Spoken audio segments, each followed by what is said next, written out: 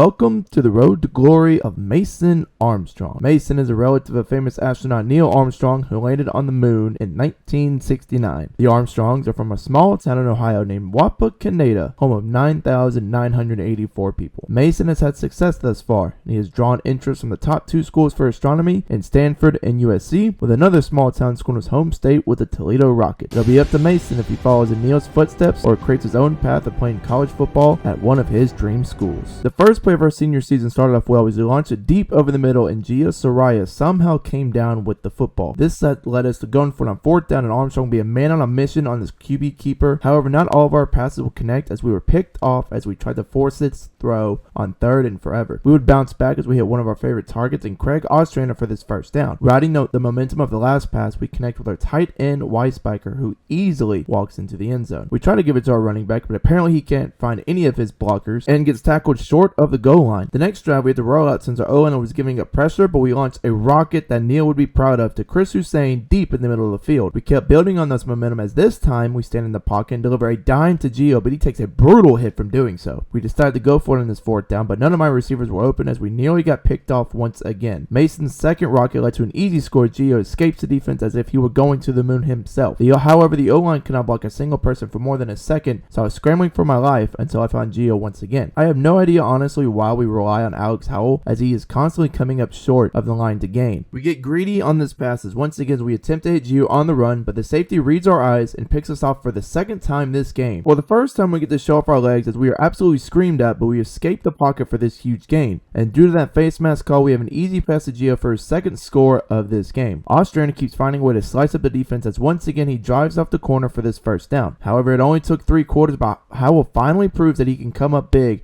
as we pitch it to him on the option and he gets across the plane. And after our first game, we generate interest from several small schools such as Western Kentucky, Western Michigan, and Ohio. Our next game pits us against Circleville as we are forced to scramble out in our decked out helmets, but we get rocked shortly after getting this first down. Armstrong was staying in the pocket this time, and we zip it to Chris Hussein as he shows the college coaches his arm strength. With our receivers not really getting separation from the defenders, we are forced again to scramble for our first down. Now third down in the distance to the moon, we show a nice touch on this throw to Austrian, who cooks the corner for an easy tutty. The separation from the defenders was short-lasted, however, as we are forced to retreat to our right to move the chains once again. This screen back to our running back Howell finally shows that he is capable to see his blocks, unlike me in this helmet, as he sets himself up to gain 26 yards. As we throw one of the easiest passes you'll see in this series, as Thean gets wide open on the slant to put us up by 2 scores. We're starting to show off our burners this time as we scramble out to our left and make a nice cut to keep this drive alive. I'm positive that Gio Saraya will find his own offers from colleges as he constantly gets open for us when we need him the most. When we get a nice block from our receivers, we keep this option for ourselves and find our way in for 6. Once again, I have no idea how Gio survived this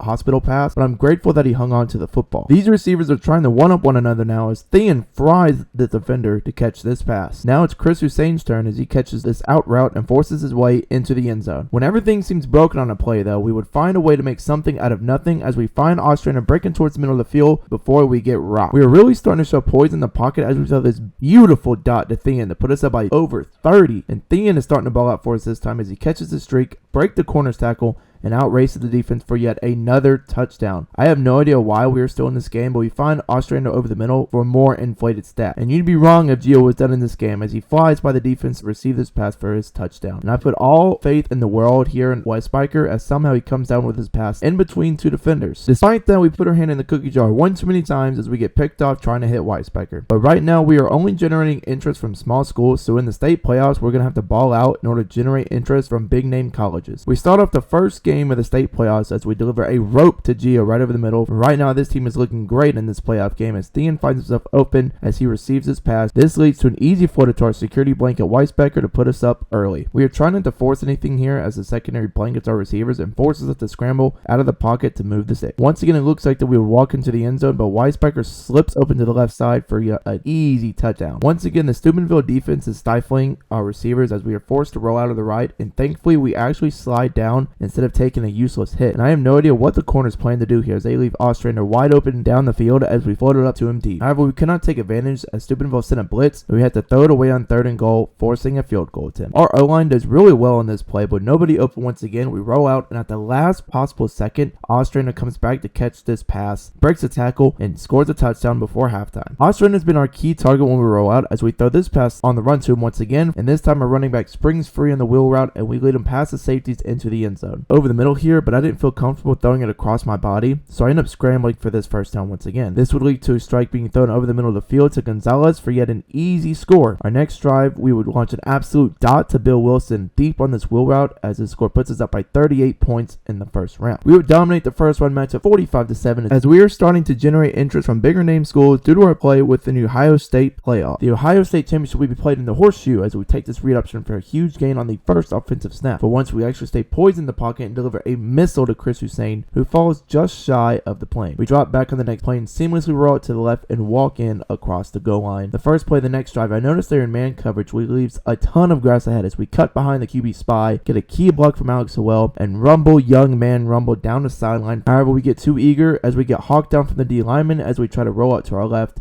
to create more magic on 3rd down. Typically, we look to run when we roll out, but this time we keep our eyes downfield and throw an absolute laser on the sideline. And finally, Howell gets involved on the easiest run I've ever seen. Chris Hussein has been quiet this whole game. He finally gets open here, and we throw a dart with another 3rd down situation for us. His corner makes a phenomenal diving play. However, we decide to go for it on 4th and goal, but this time we keep it for ourselves to not risk turning it over and score once again. Our coach decided to call the speed option to jump start our offense in the second half as we move past our fullback being tackled, outrace these 2 defenders, and find our way down the sideline as Ostrander catches this slant for 6 more. Over this season, we have slowly improved keeping our eyes downfield as we scramble, and it shows here as we find Craig Ostrander at the very last minute for a huge gain. I have no idea how Chris Hussein keeps catching these hospital passes as he gets obliterated over the middle. However, we completely sell on the red zone opportunity as we miss our intended target. The selling on that last drive didn't change though as we win the Ohio State Championship 34-13 as we set our eyes on playing college ball for any lucky team that is offered us. Just about every school has offered us a scholarship as we become one of the most highly touted recruits. With Armstrong's relative Neil attending USC, it would definitely weigh into my decision, but it's up to you guys to let me know down below in the comment section to where I commit and play next. Until then, I'm out.